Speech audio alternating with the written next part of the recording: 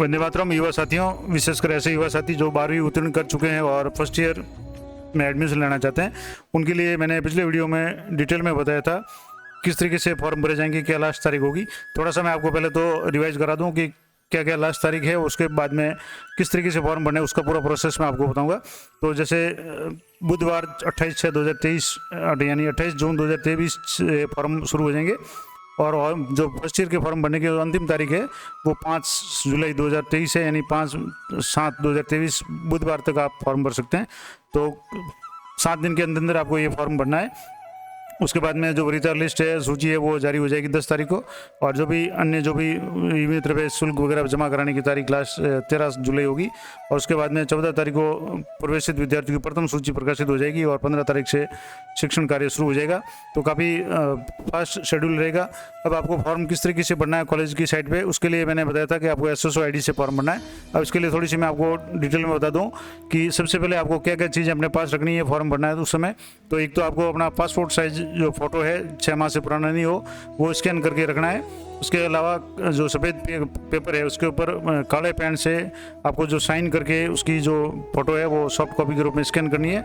और उसकी MB है वो 50 से 100 KB या जो भी है वो तैयार रखनी है। उसके बाद में स्नातक प्रथम वर्ष हेतु जो भी प्रवेश नीति का मैंने वीडियो बताया था उसमें बताया था कि अगर आप किसी बोनस अंक के पात्र हैं जिसमें खेलकूद, NCC, NSS, पर्वतारोहण वगैरह, तो उसका जो भी डॉक्यूमेंट है वो उसमें से आप किसी एक का लाभ ले सकते हैं जो भी गतिविधियां उनमें। तो उसका अगर बोनस नंबर आप चाहते हैं तो वो उसका प्रमाण पत्र आपको अपलोड करना पड़ेगा। इसके अलावा अगर आपकी कोई कैटेगरी है जिसका आप बेनिफिट लेना चाहते हैं तो वो प्रमाण पत्र आपको अपलोड करना पड़ेगा। और विशेष बात की प्रमाण पत्र जारी करने वाले अधिकारी का हस्ताक्षर प्रमाण पत्र के पीछे किए हुए हैं, वे प्रमाण पत्र को दोनों तरफ से स्कैन करके आगे पीछे एक ही फाइल में अपलोड करें। जैसे PDF बना करके आप अपलोड कर सकते हैं जिसमें दोनों पेज आगे वाला फ्रंट और बैक वाला पेज है वो आ जाए। और कुछ इंपॉर्टेंट जानकारी जो आप फॉर्म भरते समय आपके पास में होनी चाहिए, चाहे आप ई मित्र से भरें या खुद भरें, क्या क्या चीज़ें या क्या क्या जानकारी आपके पास होनी जरूरी है। पहले तो आपकी अहर्कारी परीक्षा यानी जो प्रथम वर्ष के लिए आपको 12वीं उत्तीर्ण होना जरूरी है। तो 12वीं उत्तीर्ण आपने किस साल में की और उसके रोल नंबर क्या है, क्योंकि इसी से डाटा है वो आपका फैच होगा। और अगर आप राजस्थान बोर्ड के अलावा अन्य किसी बोर्ड से है जैसे CBSE वगैरह से, तो आपको उसकी मार्क लिस्ट भी अपलोड करनी पड़ेगी।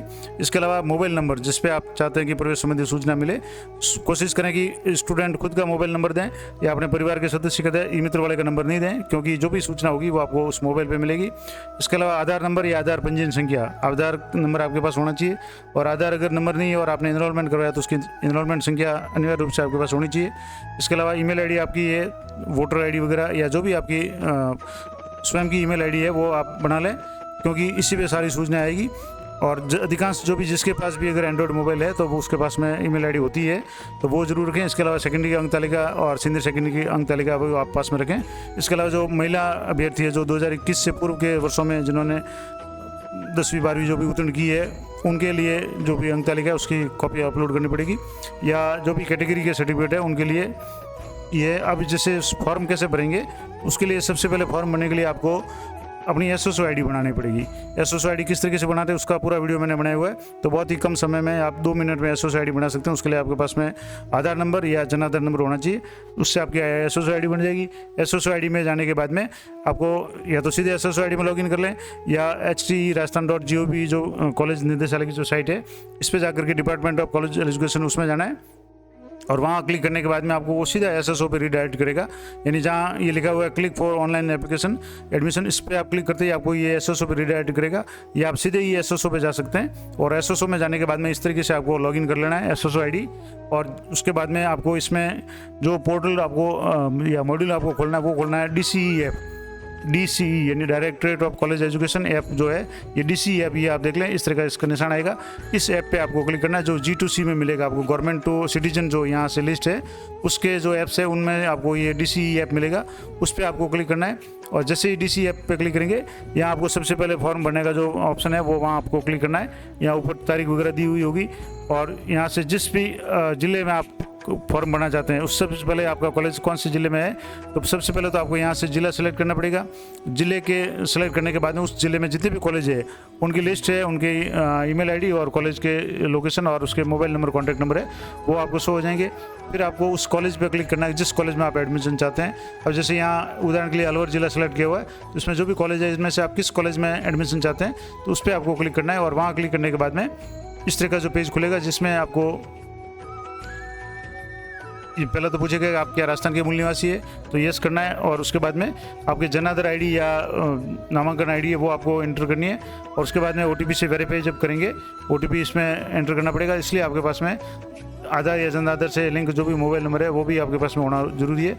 उसके बाद में आपने जैसे अगर राजस्थान बोर्ड से आपने 2021, 22 या 23 में 12वीं उत्तीर्ण की है तो आप राजस्थान बोर्ड पर क्लिक करें, और सीबीएसई से की है तो एयरगारी उत्तीर्ण की है तो सीबीएसई बोर्ड पर क्लिक करें। और दोनों के अलावा अगर की है आपने तो अदर्स पे आपको क्लिक करना है। जैसे यहाँ इस तरह का जो ऑप्शन आएगा जब आप फॉर्म के लिए खोलेंगे, तो यहाँ आपने जैसे 12वीं कहाँ से उत्तीर्ण की है, तो सबसे पहला ऑप्शन है राजस्थान बोर्ड से, जिसमें 2021, 22, 23 किसी भी साल में की है। सीबीएसई से की तो यहाँ करना है, आईटी विद इंग्लिश किया तो यहाँ, पॉलिटेक्निक डिप्लोमा किया तो यहाँ, और अदर्स में किया तो आपको यहाँ अदर्स सेलेक्ट करना है। उसके बाद में अगर जैसे राजस्थान बोर्ड से किया तो आपको सीधे 12वीं के रोल नंबर यहाँ एंटर करने हैं। आपका एप्लीकेंट का फर्स्ट नाम, आपके नाम का जो भी अल्फ़ाबेट है उसका फर्स्ट लेटर, जैसे आपने अशोक नाम है तो एक आपको यहाँ एंटर करना है। फादर का नाम का फर्स्ट है, जैसे जो भी है ABCD जो भी है वो करना है। और किस साल में आपने 10वीं 12वीं उत्तीर्ण की है वो यहाँ क्लिक करते ही आपके सामने ये गेट डिटेल्स पे आपको क्लिक करना है। तो सारा डाटा है बोर्ड की साइड से यहाँ फैच हो जाएगा, जिसमें आपकी सारी डिटेल्स शो हो जाएगी, जिसमें आपका नाम है, फादर का नाम, मदर का नाम, जेंडर, डेट ऑफ बर्थ, ये काफ़ी हद तक चीज़ें वो वहाँ से 10वीं के 12वीं के जो भी रिकॉर्ड से बोर्ड की साइड से वहाँ से फैच हो जाएगा। उसके बाद में जो भी कॉलम खाली रहते हैं वो आपको पढ़ने हैं, जैसे इसमें नाम, पिता का नाम, माता का नाम वगैरह आ गया, जेंडर आ गया। उसके बाद में डेट ऑफ बर्थ है, मोबाइल नंबर, ईमेल आईडी, ये अनिवार्य रूप से आपको पढ़नी है। वोटर आईडी आपके है तो ठीक है, नहीं तो आपको आधार नंबर है वो आपको पढ़ना है। आधार नंबर आपके पास होना जरूरी है या आधार इनरोलमेंट जरूरी है। उसके अलावा जन आधार कार्ड है तो वो भी आप भर लें। कैटेगरी आपकी जनरल, OBC, ST जो भी है वो चेक बॉक्स में, इसमें ड्रॉप बॉक्स में से उसमें से आपको सेलेक्ट करनी है। इसके अलावा जाति आपको उसमें से सेलेक्ट करनी है। फिर है आपको क्या EWS से संबंधित है तो यस करना है, नहीं है तो नो करना है। और अगर है तो फिर EWS सर्टिफिकेट के नंबर शो करने पड़ेंगे, यहाँ लिखने पड़ेंगे।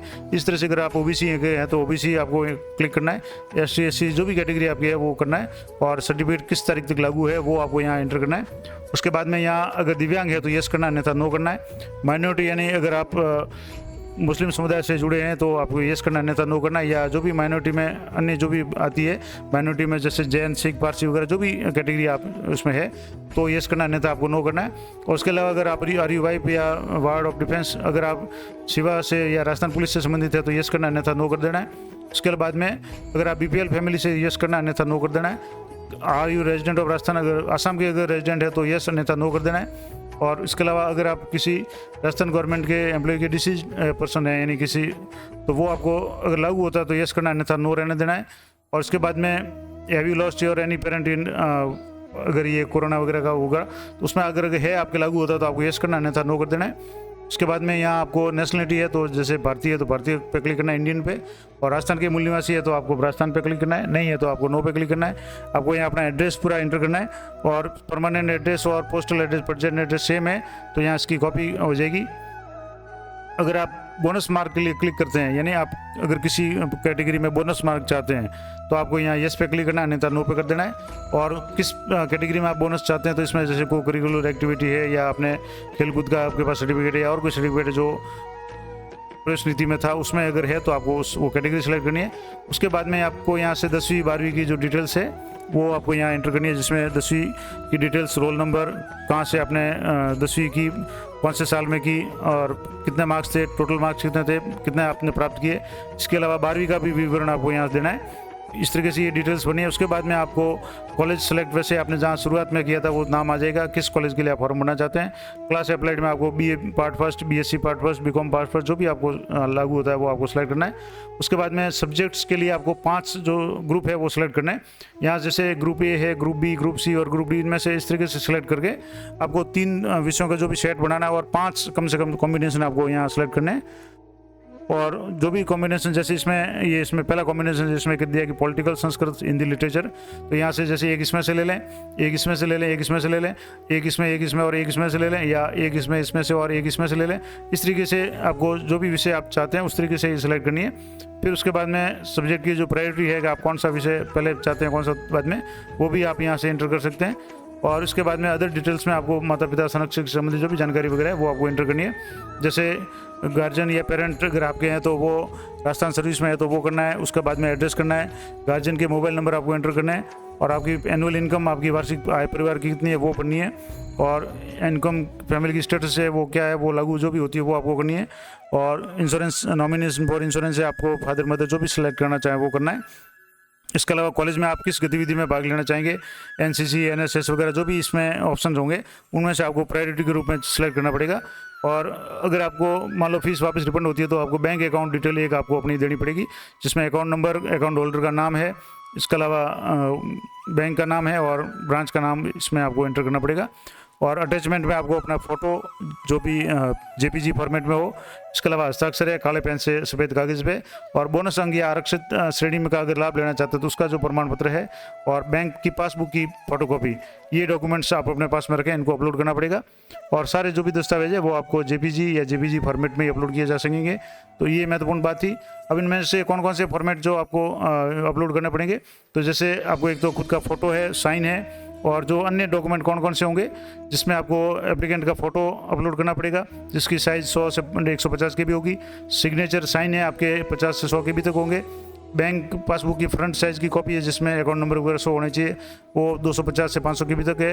इसके अलावा मार्कलिस्ट 12वीं की, अगर कोई आपके पास में बोनस का मार्क्स अगर आप लेना चाहते हो तो वो मार्क लिस्ट अपलोड करनी है। जो कैटेगरी आप सेलेक्ट करेंगे वो अपलोड करेंगे। अगर यहाँ डिफेंस में अगर येस किया हुआ है तो यहाँ ऑप्शन आएगा, अगर नहीं किया हुआ है, कश्मीरी माइग्रेंट वगैरह अगर नहीं है तो ये सारे ऑप्शन यहाँ से हट जाएंगे। आप जो ऊपर जो भी सिलेक्ट करेंगे वही ऑप्शन से यहाँ आपके काम आएंगे या उनकी आपको डॉक्यूमेंट अपलोड करना है। सामान्य रूप से अगर नॉर्मल श्रेणी में आप है तो आपको अपना फ़ोटो, साइन और बैंक की पासबुक, ये 3 चीज़ें करनी पड़ेगी, और 12वीं की पासबुक, 12वीं की मार्क लिस्ट वगैरह। और इसके बाद में ये जो भी घोषणा होगी इसके बाद में यहाँ से राइट क्लिक करना है और उसके बाद में आपको उस फॉर्म में वो सबमिट कर देना है। ये पूरा प्रोसेस था। उसके बाद में जो भी फीस का जो भी प्रोसेस होगा तो जो नॉर्मल फीस होगी वो आपको फीस एंटर करके आपको सबमिट करना है। ये पूरा प्रोसेस अगर कोई स्टूडेंट होगा तो मैं उसका लाइव करके भी आपको बता दूंगा, क्योंकि आज जैसे नोटिफिकेशन जारी हुआ है, फॉर्म कल से शुरू होंगे तो कल से ये प्रोसेस शुरू होगा। तो मैं 1-2 दिन में आपको ये पूरा वीडियो भी आपको अपलोड बना करके दे दूंगा। लेकिन ये स्टेप्स सारे यही रहेंगे। आपको सबसे पहले SSO ID बना लेनी है, उसके बाद में स्टेप बाय स्टेप किस तरीके से फॉर्म भरना, क्या क्या चीज़ें आपको ध्यान रखनी है, ये पूरी जानकारी मैंने आपको दे दी। आशा करता हूँ ये जानकारी आपके लिए उपयोगी रहेगी, और अपने जो भी साथी है उनको अधिक से अधिक ये वीडियो शेयर करें ताकि वो भी आसानी से फॉर्म भर सकें। और अगर ई मित्र पे भी फॉर्म भरवाने जाएँ तो कौन कौन से डॉक्यूमेंट लेके जाने वो सारी डिटेल्स मैंने आपको बता दी। तो मिलते हैं नेक्स्ट वीडियो में, तब तक जय हिंद, जय भारत।